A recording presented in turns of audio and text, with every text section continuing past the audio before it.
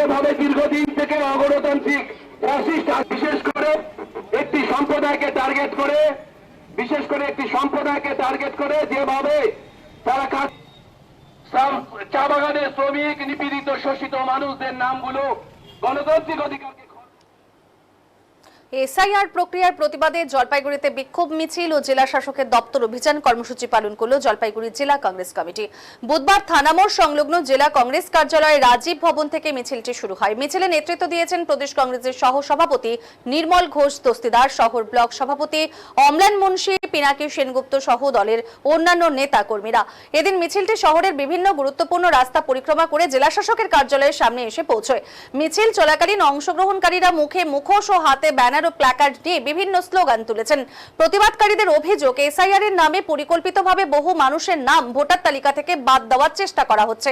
কংগ্রেসের দাবি, সকল বৈধ ভোটারকে অবিলম্বে ভোটার তালিকায় অন্তর্ভুক্ত করতে হবে এবং পূর্ণাঙ্গ ভোটার তালিকা প্রকাশ না করে কোনোভাবেই নির্বাচন ঘোষণা করা চলবে না। এই দাবিগুলিকে সামনে রেখে এদিন জেলা শাসকের দপ্তরের সামনে বিক্ষোভ প্রদর্শন করেছেন কংগ্রেস কর্মী সমর্থকেরা। আন্দোলনকারীদের বক্তব্য, সাধারণ মানুষের গণতান্ত্রিক অধিকার ও ভোটাধিকার রক্ষার স্বার্থেই এই আন্দোলন সংগঠিত করা হয়েছে। শুরু করে এসপি থেকে শুরু করে লোকাল থানার আইসি কোতোয়ালি পর্যন্ত টিএমসি কংগ্রেসের দলদাস হয়ে বসে থাকে। বিরোধিতা করি এই রাজ্যে, তাদের টিএমসি কংগ্রেসের বিরোধিতা করলে কেস খেতে হয়। আমরা টিএমসি কংগ্রেসের বিরোধিতা করলে আমাদেরকে অবৈধ কেসে ফাঁসিয়ে দেওয়া সাংবিধানিক পোস্ট হোল্ড করে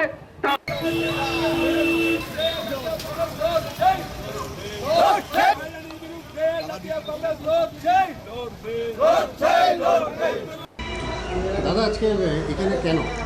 আজকে আমরা এখানে মূলত এসআইআর নিয়ে সারা, আপনারা নিশ্চয়ই জানেন, সারা পশ্চিমবঙ্গ একটা ভোলাটাইল পরিস্থিতির মধ্যে দিয়ে চলছে।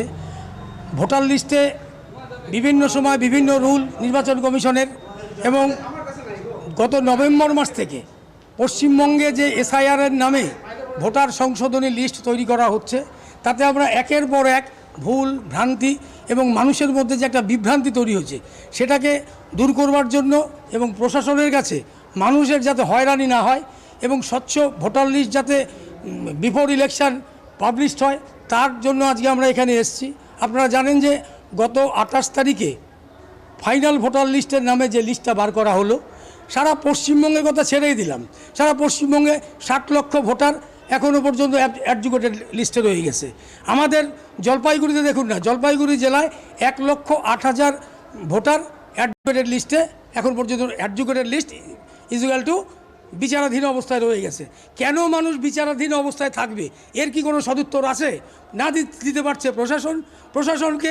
আমরা এর আগেও বলেছিলাম যে অ্যাডজুকেটেড লিস্টগুলোর কি হবে, সব জানে বিচারকরা অবশ্যই জানবে, তাদের প্রতি আমাদের শ্রদ্ধা, মান্যতা সব কিছু আছে।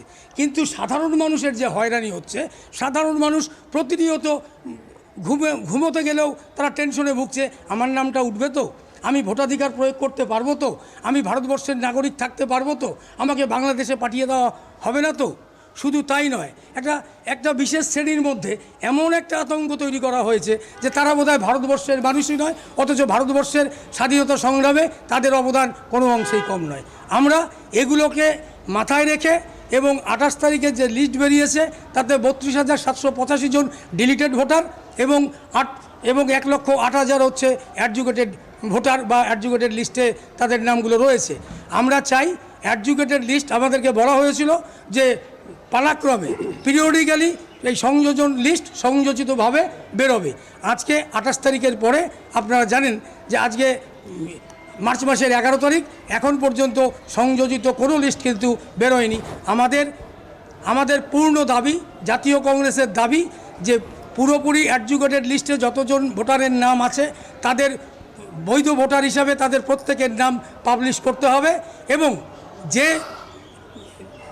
যে আপনার যাদের ভোটার নামগুলো ডিলিটেড, মানে 32,000, সেই 32,000 ডিলিটেড ভোটার তারা আবার যে অ্যাপ্লিকেশন করবে এবং তাদের যাতে নাকি পুনরায় তাদেরকে বিবেচনা করা হয়, মানে সদর্থক সমস্ত কিছু কাগজপত্র থাকার পরেও কেন ডিলিটেড, তারা কিন্তু কোনো জায়গায় কোনো সদুত্তর পাচ্ছে না। আমরা চাই মানুষের হয়রানি বন্ধ হোক, মানুষের ভোগান্তি বন্ধ হোক।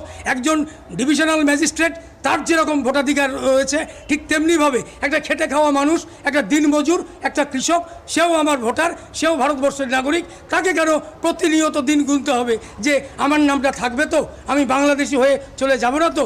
এর প্রতিবাদ এবং সদুত্তরের জন্যই আজকে আমাদের এই ডিএম অফিস অভিযান।